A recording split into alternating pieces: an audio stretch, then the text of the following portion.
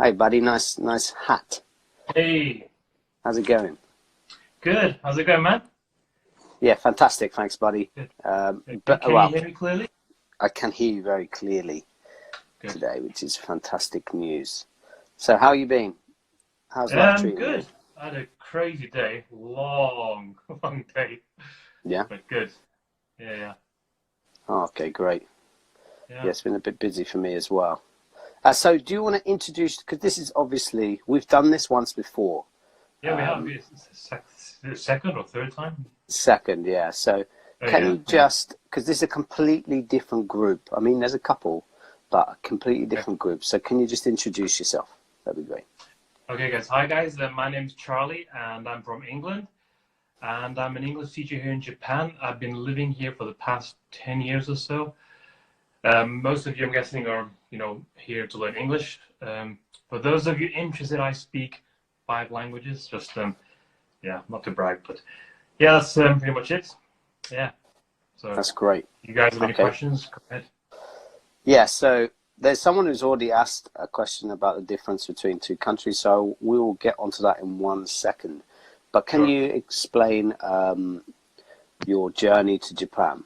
Why did you choose Japan? Hey, Katie. Why Japan? Good question.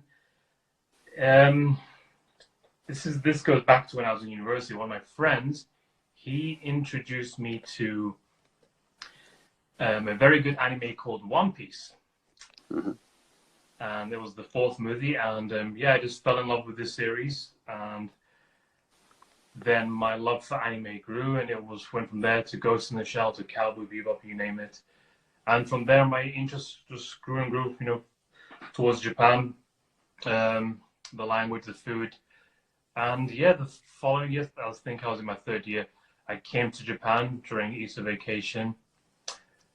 And I was here for about 25 days on my first trip. And when I returned back to England, it was weird because England actually didn't feel like home. I felt homesick, which is really weird. You Mm. know, uh, Japan really fit me. It was weird. Like, I went back to university and I've got a bunch of great friends. But my friend said, Charlie, there's something different about it. So, yeah, I was like, I was in heaven on earth. It was just, amazing in Japan. And yeah, the following year I returned to Japan in 2018. Sorry, 2008. Pardon me, 2008. Yeah, and I've been here ever since. So yeah, A long time, a long time. What did you yeah, see quite a as while. the differences between England and Japan when you went back home that first time? There must Mm. have been something that clicked, obviously, because you felt Oh yeah. different. I mean, there's okay. There were a lot of similarities, yet there were a lot of differences at the same time. So, like, I think Japan in many ways is quaint, like England. Mm. With all the small roads and the small Yeah. cars and the little um, Shotengai shopping streets.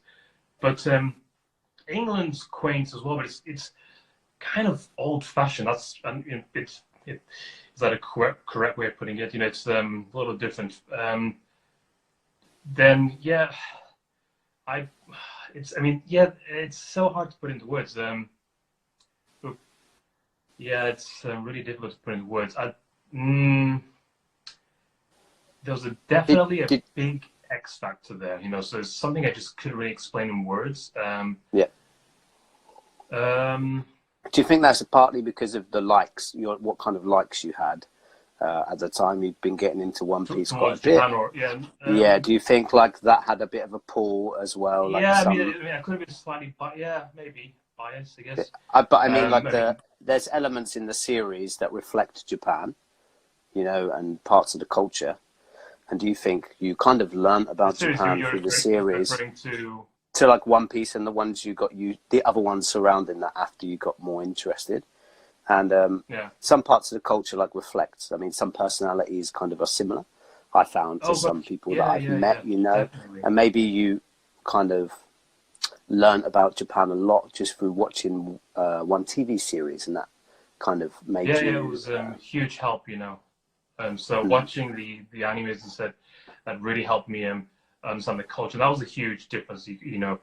Like watching One Piece, like a lot of the words they use, a lot of the puns they have. You probably know the word dajere, those kind of puns they mm, have. You see them throughout one piece. And whereas like in Western TV shows, cartoons in particular, you just don't see that. Like when it comes like Turtles or Batman, you just can't see those things in the cartoons. So definitely, there's a huge difference between the anime, the culture there. Japan felt really safe. The first time I came, I just felt safe. Safe. You just and people would mind their own business. They wouldn't bother you. Whereas like in England, which is still a relatively safe country, you're on the train, you look at someone for too long, then they'll be like, "What you looking at? What's your problem?" So there are like in Japan, you can, as long as you physically don't touch people or get in their way, people in Japan just they mind their own business. And even if you do get in their way, they'll still probably mind their own business. Yeah, exactly. Whereas it's a bit different in England, isn't it? Oh God, yeah. Okay. And cool. I lived in when I was in Manchester, I had to go through a slightly rough area to get to college. And I mean, I've been going around Turkey for the last 10 years, and I've not really found any rough areas. I was literally about to ask you. So you haven't found anywhere really that's too rough? I mean, like, I know parts of is it Shinjuku? I've been down a couple of roads where they're not like. Kabukicho. That's Yeah. Yeah. I used to go there because there was an American shop I used to go there to, which had like really good like American like leather goods, and like the belts were really good quality belts. So I'd go there once or twice a year, and there were a lot of people on the streets there, and they're trying to get you to come to their cafes or whatever it was they had going on, but still, I didn't feel like I was in any sort of danger, or I didn't feel. Yeah, it's definitely different from like Shibuya or Shinagawa or Meguro, but still nothing compared to the areas I was in England. Yeah, same. I would agree. I haven't really felt that kind of suburb kind of culture in Japan. Not the same kind of where you'd associate a suburb as a rougher area. I don't really feel that here. How about someone asked about the people? So they're seen as quite pedantic and workaholics. Have you experienced this at all? In Japan? Yes, in Japan. Workaholic, yeah, for sure. That's I have a bunch of students who have had to change their days just because they, literally change the day to like another day. Because weekdays they're leaving the office, barely catching the last train home, some of them sleeping at the office. And we always discuss this in class. It's great it's great English practice for them. At the same time, I tell them, not only as a teacher but as another human being, as a friend, you've got to look after yourself, and work is important and all, but there's a time and place for that, and there's a time and place for you to go home, to be with your wife, or if you're single, go home. But you've got to divide those and separate them, and your private time is really important. So, but a lot of people think it's like their duty, and like if other people don't leave work, they feel bad about leaving early. I just tell them, you know what? If I've worked in a Japanese company for 2 years, there were days where I'd stay a little longer, but 90% of the time I'd leave. On the dot, or maybe 15 minutes late, because the whole getting paid, what is it, the Zangyo, but they do. It's very different. Like in England, people are really laid back when it comes to work. You've noticed that. In Japan, they're very dedicated to working. They're too dedicated. People need to take more time off. So for sure. Yeah, no, I find like there's definitely a massive difference. The 40-hour working week is literally that in England, whereas here, I don't even know if 40 hours is completely full time. Yeah, if you get what I mean. And also the expectancy of working extra is just expected. It's not like asked as such. you know. But Yeah. that's, for me, that's fine. Like, I don't mind that because Yeah. I'm used to that environment. But Yeah. it can be very alienating for many Oh new God. Yeah. people, I Yeah. think. Yeah. Yeah. Someone said, do you find living in Japan stressful? Not really, because I've lived in around 30 odd countries, and out of those countries, Japan was by far my favorite. And I've been here Mm-hmm. like 1/3 of my life, so I love it here. There are obviously some things about Japan. It's I mean, there's no place on earth that's going to be perfect, but there are places that are going to be better suited for you, and Japan is definitely my pick. Stressful. I think for me, when I used to ride the train more often, I used to get like, I call it train rage. You know, people just didn't know how to get on off the train. It just seemed really like illogical to me. Like if you're in front of the door and there are a crowd of people behind you who want to get off, if you're in front of the door, get off, wait at the platform, wait for everyone to get off, and then you get back on. It's simple, but that was a big thing. It's like, you know, the whole train ride, especially during rush hour in the morning and in the evening. I think that's in Tokyo as well. Is more common because where I live, yeah, I what's it don't like really. in Skiba? There's some like discrepancies where people Yeah, sometimes cut the queue. I think that's the one thing that shocked me the most. But I mean, that's like commonplace in England. So I think it's good. The thing is, those things like that we see as normal is so abnormal here, and they stand out more. yeah, So like someone cutting the queue, or someone like speaking loudly during waiting or something like that, or eating on the train, for example, those small things. But whereas at home, it's just like commonplace. So it's very, very different, you know. yeah. Yeah, for sure. Someone's just asked, are there any differences in culture that you can't get used to? Oh, can't get used to.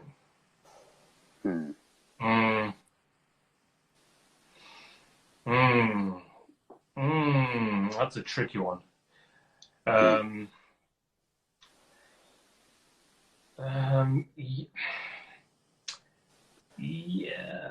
Let me think. So for me, I can normally get around most things. I'm not too bothered about most things, but maybe I find sometimes a situation is overcomplicated. So instead of just someone making a decision, regardless of who the person is, oh God, in any environment that you're in, be it team or at work, like a club or work or something similar, I found that there's like a structure where you have to go through the ranks. So for me, that time wasted, that's the one thing that really like not irritates me, just it makes me stand back. Yeah. Now that you mentioned that, I've noticed that a lot of people don't want to take responsibility for things like I mean, here they have more rules than in the rule book, to quote a friend of mine, which is great. I mean, you know, it's good that people are, you know, they follow the rules and laws and stuff, but sometimes if people don't know what to do, they just kind of leave it, and no one wants to take responsibility about making that final decision. It's like, you know, we're human. Making mistakes is part of being human. There's nothing wrong with making a mistake. Yeah. You know, and that goes the same with like learning a language. Like a lot of my students are. I mean, we're probably gonna get to this later in the video anyway, but they either feel embarrassed or ashamed or scared of talking English. Now, this is very common, especially when they're outside, maybe in a cafe. They feel really embarrassed, like talking English with me when they're like a bunch of Japanese people around them. And I just tell them, there's nothing wrong with, you know, and no one's gonna make fun of you for speaking English, or you know, there's nothing wrong with making mistakes, you know. Yeah. But that's one thing that they definitely don't like making mistakes, for sure. Yeah. So that's an interesting one as well. Yeah. But that goes for all English learners as well, really, doesn't it? Yeah, I mean, absolutely. many English learners don't like to talk because they're worried about a mistake. But if you don't make a mistake, you can't improve, can you? So exactly, it's kind of interesting. It goes with and not just learning English, but learning anything really, like learning any language. Yeah, of course. You've got to. people say like, you've probably heard this from other Instagrams as well, but like, how do I speak perfect English? Like, hold on. There is no such thing as perfect English. There's no such thing as perfect any language. If you want to speak like a native or close to native as possible, that I understand. But there's no such thing as speaking perfect anything. You know, natives make mistakes all the time, and it's just part of being human. So I tell students, you know, in the lesson, just say what you can in English, and the parts that you can't, say them in Japanese. I'll translate them for you, and then I'll put those words into your original sentence, and voila, you know, just repeat that sentence after me. You know, it's how you learn, right? So yeah. Yeah, it's interesting. I find like many people ask me that kind of question, or how do I speak like a native? I don't think like it's difficult. I don't think speaking like a native is necessarily a good thing. I think eventually there'll be natives all across the world. You know, like Singapore's got a pretty strong English base now. Yeah, Singapore, Philippines, you know, doing pretty good. Yeah, so first of all, I don't see why we just segregate into British and American anyway. Canada and Australia and New Zealand around. I understand we can't go crazy, but I think we should also take other things into account. And it should just be English, and then you learn your dialect. Absolutely, instead. You know, so it's interesting. Someone said, do they segregate waste? I found that recycling is pretty that's on the ball here. That's a big culture shock for me. So, and depending on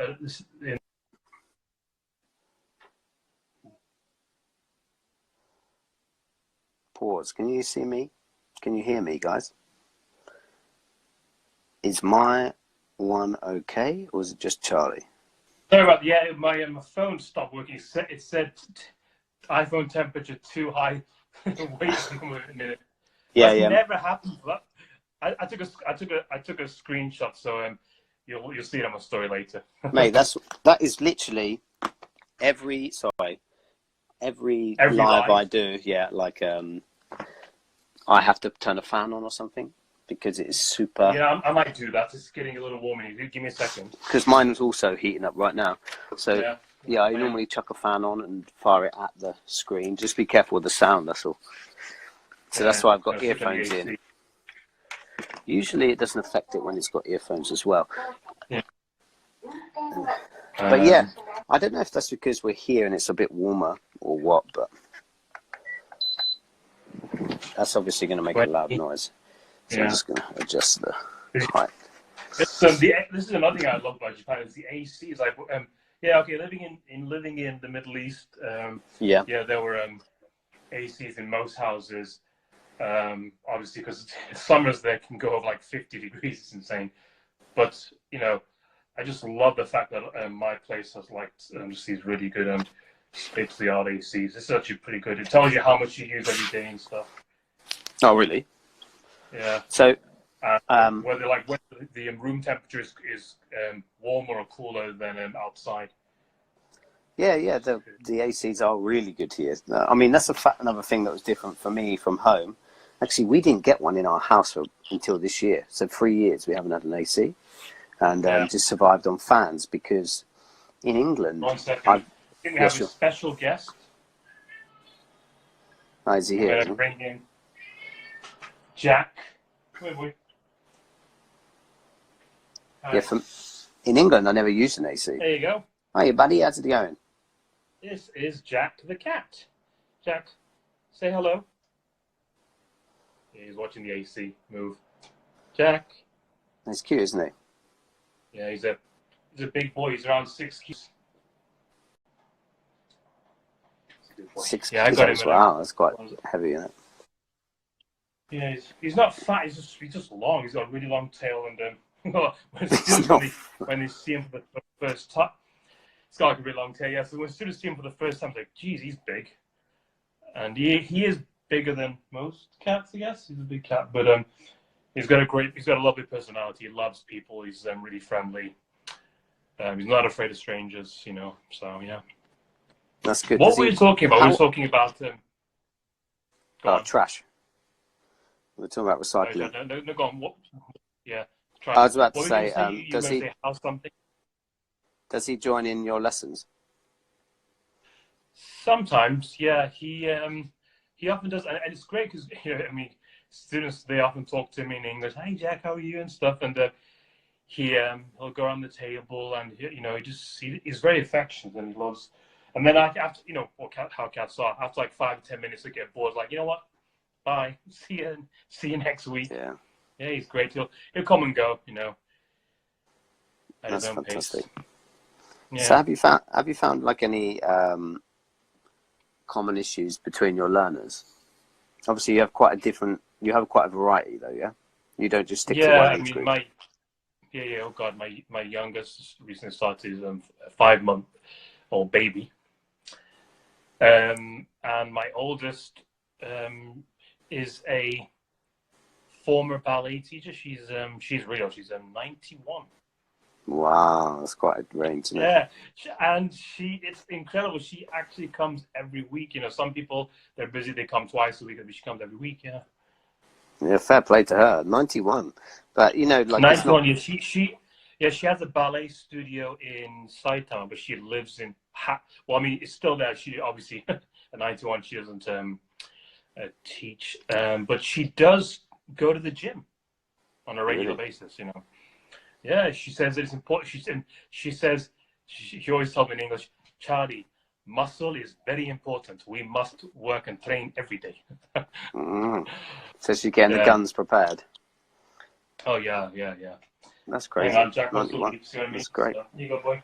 Yeah, he's gone. Bye, Jack. That's crazy. 91 is here it's not uncommon though, really. Like it's quite common for people to last quite a long time, which is weird considering the amount of work people do as well. Yeah.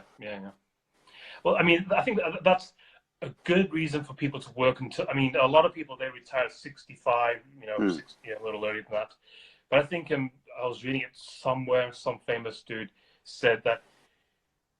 Oh, it was a Japanese doctor, yeah, and I think he was the doctor for the emperor and empress, and he said that you should literally work until you can't work anymore. So, and he passed away at the age 105. And wow, yeah, what's insane is he died. So like he stopped working, and then a week later he passed away. So I think you reach like a certain age, and people say, you know what, I'm going to just relax and chill out, and that's when you start becoming senile, and you start forgetting things. I said, I mean, you don't have to be a full-time worker, but I think having some sort of job income, where you physically and mentally do things, it's an absolutely must, yeah. It's like mental exercise, isn't it, to keep people going? Yeah, there was this really sweet old Japanese lady. Was on the TV. She would put an elastic band, what's the American, a rubber band around the wrist while reading a newspaper every morning, and she'd pull the elastic band.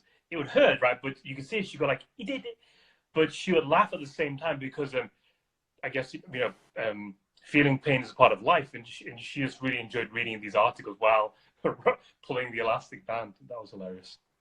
Interesting. Yeah. So, go on. Your question, sorry, some old. Something common. What was it? What was your question? The original one was about recycling, but whilst you was off, I kind of mentioned about how different it is between England and Japan. Someone else has asked after that, how do you compare the climates between the two countries? Well, you've been to a few countries, so can you compare the climates between each of them? Not the whole all 30 of them, but I mean like your main bases, the 2 or 3 that you had, the main bases. Climate, right? That's yeah. The weather. Climate, yeah. Okay, so England is very similar to Japan in many ways. England's a little colder. It's kind of like the temperature, I guess, like around Tohoku, or like maybe depends on where you are in England. England's a little colder. It's a lot wetter, and and it rains a lot, way more than Japan. Especially me, I was on the west coast of England. God, I mean, England itself from above, satellite image of England, the entire country is green, literally green. You can't see any patches of brown or grey or anything. So yeah, it's a lot wetter, which is nice, but at the same time, it's because of the cloudy weather. It's really miserable, and I just do not like cloudy weather. It just really dulls my day. So yeah, compared with Japan, Japan's yeah, it's a lot better, I guess. It's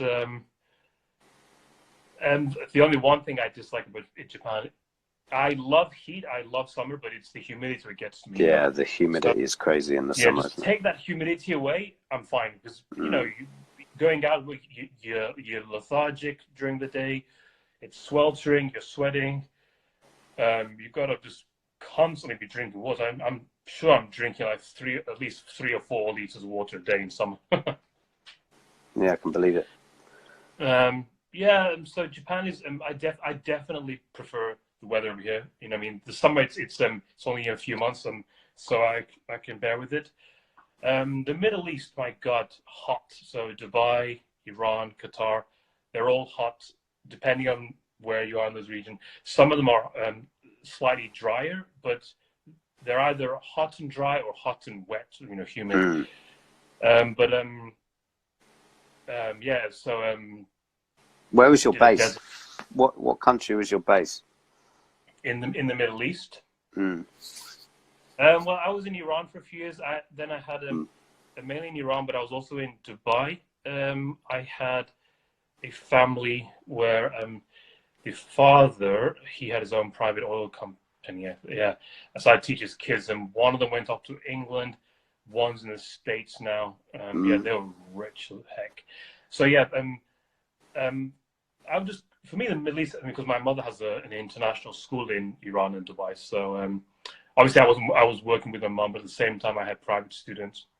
And during university, I used to teach English in the Japanese culture. What was it called? The culture corner, I think it was called. In Japan, they called it my Japanese circle, right? Yeah. So yeah, the Middle East is definitely a lot hotter. But I mean, it's still beautiful. Like if you like that kind of like, you know, desert type of environments, it's really beautiful. And then there's the Persian Gulf. I did a lot of scuba diving. I got a lot of my scuba diving licenses in the Middle East, you know, when I was over there. A lot of foreigners there. Besides, like a lot of the Japanese, a lot of the Europeans, a lot of people from the States. I mean, either they're on their own business or they are, you know, tourists. So yeah. That's interesting. I didn't realize there'd be so many foreign. I imagine in Qatar, maybe actually. Qatar must have quite a few tourists. Qatar, Dubai. Dubai, yeah, definitely Dubai. Yeah, I mean, unfortunately, Iran, because of the, I mean, there's a lot of political unrest. But out of all those 3 countries, Iran is one with like the richest history. It's like Egypt. It has the ancient civilization. So people who are like, I love like ancient civilization. So ancient Egypt, ancient Persia, I'm more into those things than, you know, the country these days. So yeah, but definitely for those of you like, you know, deserts and hot climates, definitely recommend going to the Middle East. Yeah. Yeah. The food there is great. I mean, it's kind of similar to like Indian food, but slightly different. You know, obviously, food there is amazing. You know, they've got really good food there. Yeah. Quite a few of my students on this account is from Iran, actually. So they're Iranian. So many of them mention about how beautiful the place is. Obviously, they know that maybe the world's view is slightly different to how it would have been. So many of them say like, it's a beautiful country, you should visit, because it's obvious that there's some, like you say, political unrest, and the way it's viewed, I think, outside the country is very different from inside. So like most places, I lived in Tehran for a while, and there's a lot of foreigners, a lot of Europeans. Surprisingly, a lot of Americans. I actually have a few American friends who are half American, half Iranian. You know, and for those who are like dual nationality or, you know, half, they cannot understand what the people are going through, but at the same time, they can kind of understand what people from outside might think of Iran. That's why a lot of Iranians prefer to call Iran like Persia, because that's like it's like the ancient history, ancient culture of Persia. But it's got a much cooler ring to Persia. Yeah, sure.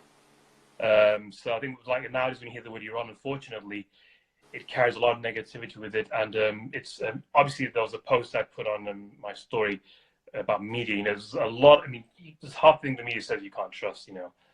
Yeah, but unfortunately, that's how it is. Yeah. At the minute, it can all change, can't it? So it's just depends how things move forward. Yeah, for sure. That's all. Yeah. So how long can you give us a bit of information about, obviously I know a bit, but about, you came to Japan obviously 10 years ago and you started in an English school, yeah? I started teaching in an English school. I did, yes, 10 years ago. Yeah, how did you find it? Actually, that was an interesting find because that school was located across from the place I was staying, and the place that I was staying was above a karaoke bar, and I'd go there almost every night because the food there was great. It was definitely very, very, it was a traditional like Japanese place, so you're always curious about new things, trying out new dishes. And I'd become like a regular, and I'd go there. Obviously, being alone, single, I'd go there and have just my dinners there. And they say, Charlie, there's a job opening, across the road, and for an English position, a teacher. If you want to go and check it out, I said, oh, thanks, and yeah, I'll definitely will. Part time. This was when I was still going to my Japanese language. So when I first came to Japan, I was at a Japanese language school for 3 months. After a little longer, but it's around then when I found this English school. So I went there, and the guy said, "Wow, you speak like you're a polyglot. Of course, they're gonna hire you. You've been to all these countries." You told him that, like you're hired. Like he literally gave me the job then and there. He didn't wait or anything. It's like, thanks. So he gave me the job, and I taught at that place for about 6-7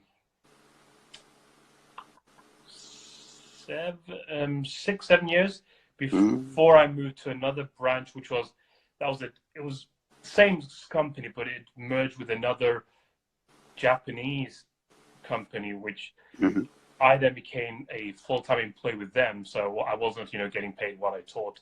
I got like a fixed salary, and I would do their menu, which is a teppanyaki, grilled, meat and seafood. So I did their menu. I taught their staff at the same time I had my students.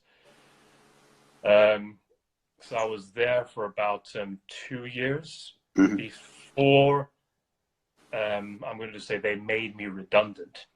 Yeah. Yeah, sure, okay. But that gave you a good opportunity to then move into what you're doing now, yeah? It did, yeah. Oh, that's fantastic. Someone's curious about what other languages you speak. The Japanese, English,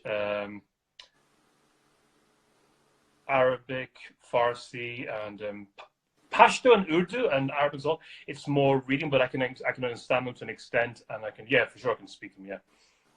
Oh, fantastic! Wow. Yeah. Is that because of the time you spent in all those different countries? Yeah. And definitely that. And I was also I actually lived, I wasn't teaching, but I also went to school in the Middle East for a little while. So during junior high, a little bit of high school, before I went back to England for college and then university. So I picked up a lot of the language while I was over there. And, there's a lot of friends which I still keep in touch with. So with them, obviously I speak in their language.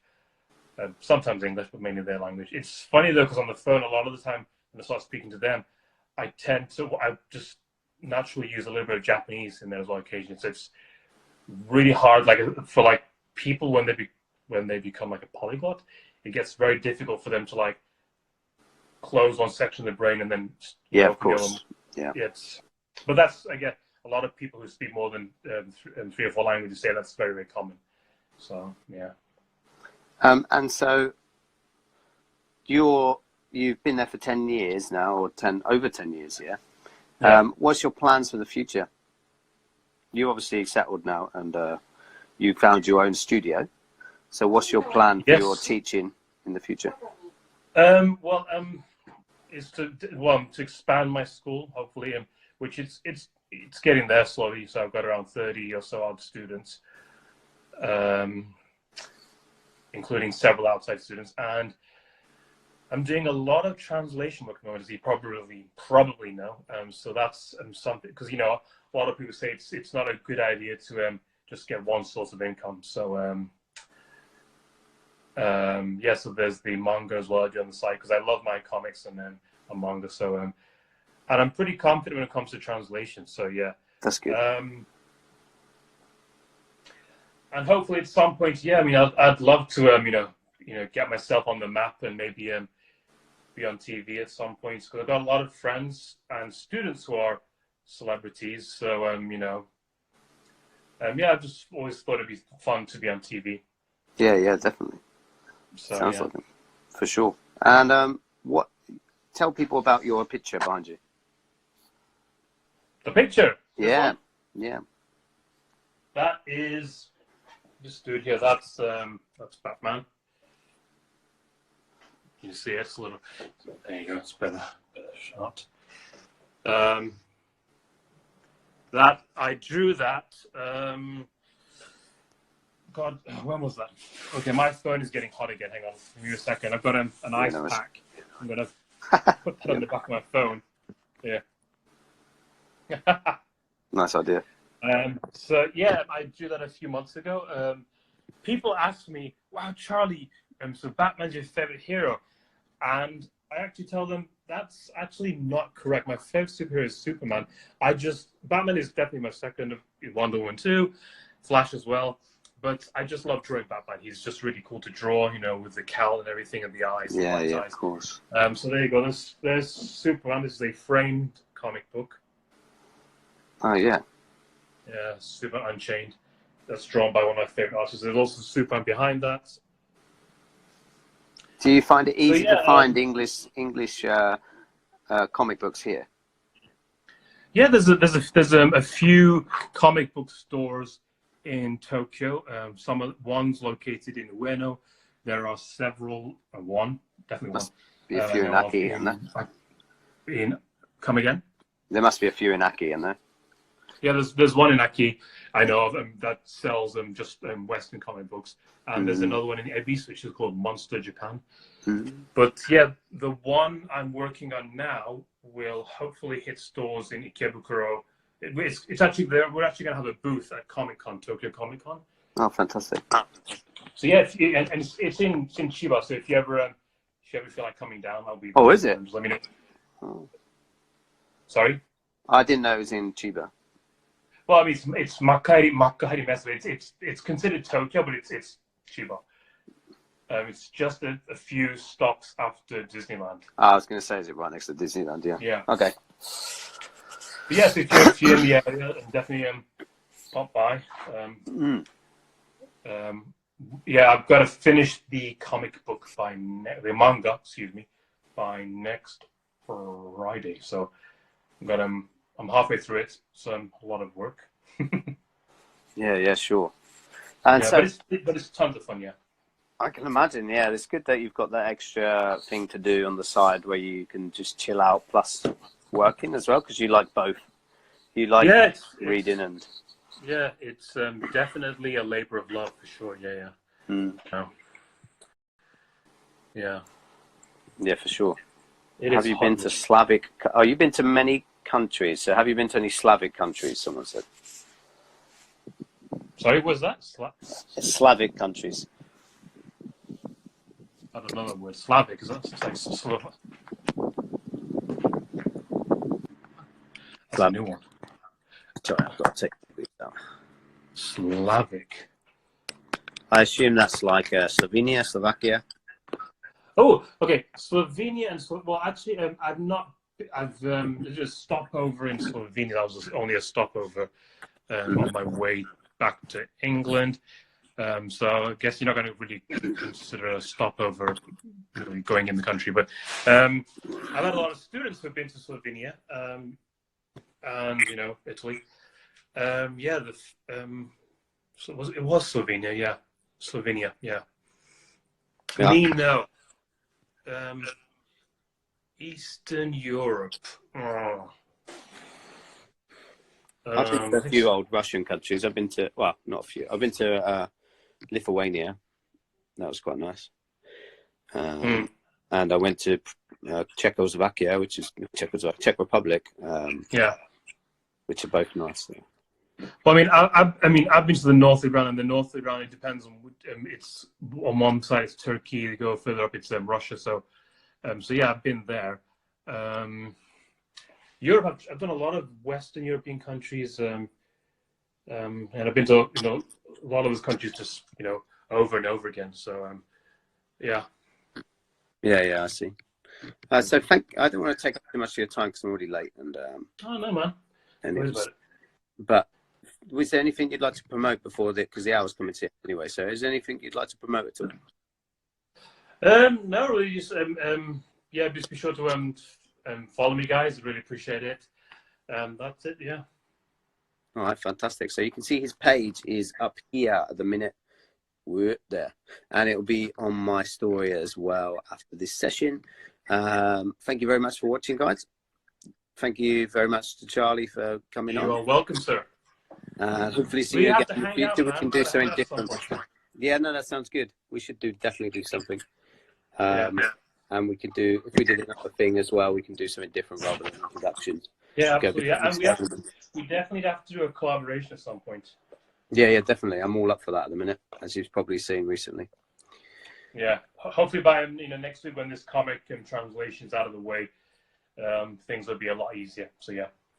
Just give me a buzz, man. I'm always up for collaborations or anything. All right? Yeah. Fantastic. Thanks to see you. Thanks everyone for joining, and I'll see you again. Take care. Cheers.